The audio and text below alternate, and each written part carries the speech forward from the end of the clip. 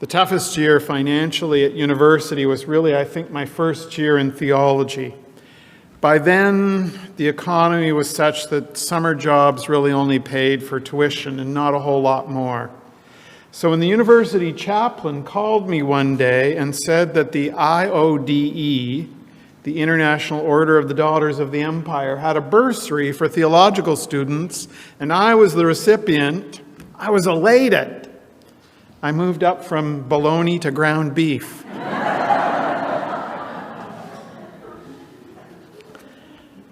Paul was a tent maker who needed funding from the Christian communities in order to make his ministry to the Gentiles a go. And as any finance committee can appreciate, this was a difficult task.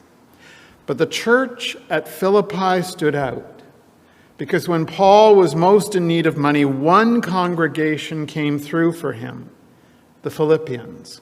And later on, when the situation arose again, one congregation came through for him, the Philippians. And Paul never forgot their generosity and their readiness to help him in his time of need. And thinking about it, I think Emmanuel is that kind of congregation that would have stood up alone as the one to support an itinerant missionary. Paul's farewell paragraphs, if you read them, which I did this week, and many of his letters are full of instructions, full of commendations, usually full of advice on how to get along with each other. But the letter to the Philippians stood out, because in these last words, he is above all else grateful to them for his care of him, for their generosity, for their readiness to help when he was down to his last coin.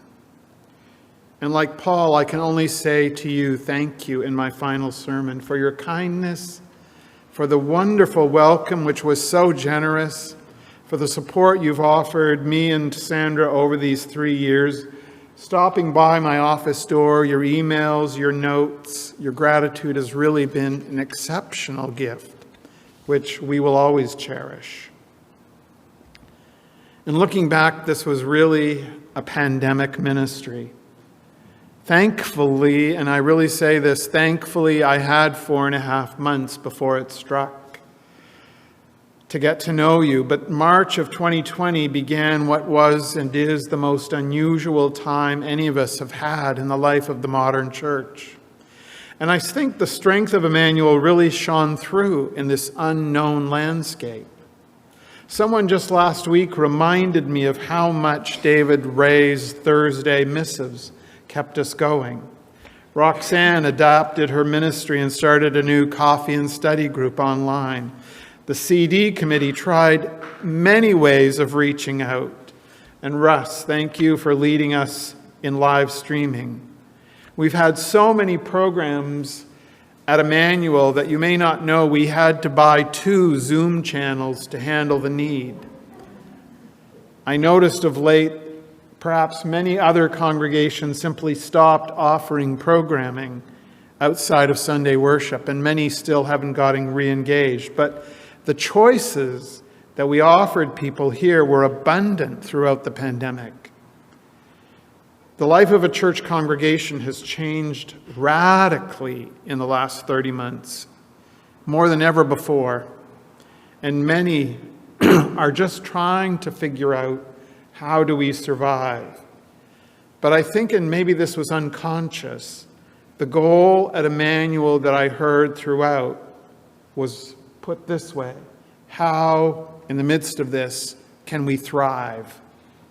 And in thriving in this difficult environment, we have by the grace of God.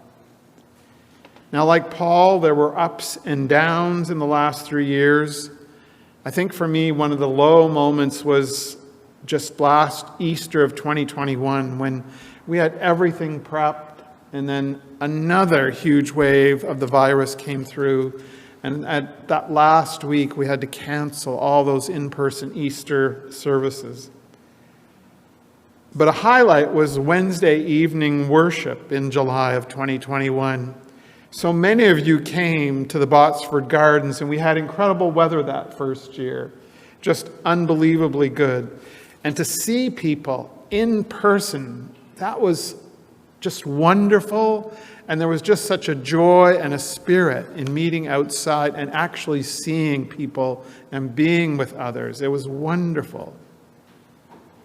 And Paul, if you read the letters, had these up and down experiences with all of the congregations he served, including the Philippians. And to them, his final word is one of gratitude and of thanksgiving, to the point that he says to them, "Don't give me any more, because you have blessed me so richly. I have all that I need, and even more." Woodruff United was one of the congregations I served that had a much, and I'm being kind here, older demographic. And what I learned there was how many transitions we have to navigate as we age. Leaving our house, moving to an apartment or a retirement home, moving in with our children, leaving town to be near our children or going to a new town, in and out of hospital, countless transitions. And ministry really is one long transition. Whether you stay for just 3 years or 30 years, we're all in actuality interim ministers. And Paul knew that he was an itinerant preacher moving from place to proclaim the gospel of Jesus. And along the way, as you read, he put out a few fires, he found some conflicts that even he couldn't resolve. But he ended his time with this deep sense of gratitude for his call from Jesus and for his congregations. Years ago, the Alban Institute put out a little pamphlet about how to leave your congregation where you had been called as the minister. And one image that they painted that stayed with me were keys. Keys, they said, are a sign of our transitions. And indeed, today, my last official act will be to leave my keys on Pat's desk, and then to get a new set of keys at Trinity. The change of keys is surely a sign that, again, I'm in the midst of transition, as are you.